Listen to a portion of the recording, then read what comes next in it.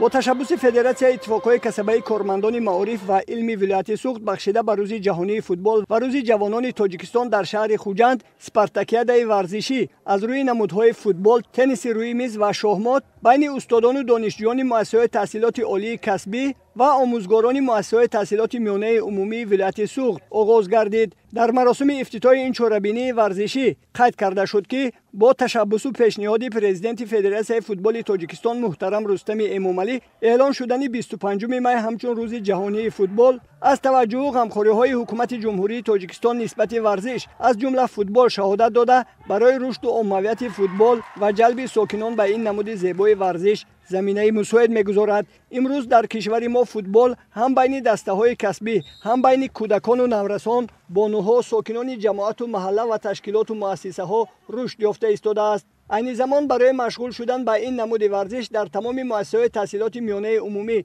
مؤسسات تحصیلات میانه و عالی کسبی ولایت شرایط‌های ضروری از جمله میدان و ورزشگاه‌ها موجود بوده، خوانندگان، دانشجویان و آموزگاران منتظم فوتبال بازی میکنند و در مسابقه ها اشتراک و مهارت سنجی می نمایند. مسابقه فوتبال بین کارمندان ساحه معارف در همه منطقه های ولایت برگزار گردیده ایستاده است که در آن 12 دسته اشتراک نموده بین هم سبقت میکنند.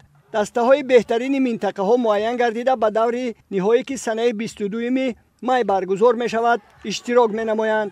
مسابقه ها در دایره اسپارتاکیادای مذکور در نمودهای شاهمات و تنیس روی میز در تالار ورزشی دانشگاه دولتی حقوق بیزنس و سیاست تاجیکستان جریان دارند. من امروز بسیار خرسندم که بین زنها جوانان مسابقه های ششکه شاهمات گذشته ایستاده است. میخواهم که این چهاربینی ها بسیارتر برگزار گردد. من امروز در نمودی شاهمات بازی اشتراک کرده و میخواهم جای نمایان را اشغال کنم. من خودم ورزش را خیلی زیاد دوست می‌دارم و در وقت‌های خالگی باشد به نمودهای گوناگونی ورزشی اشتراک می‌کنم.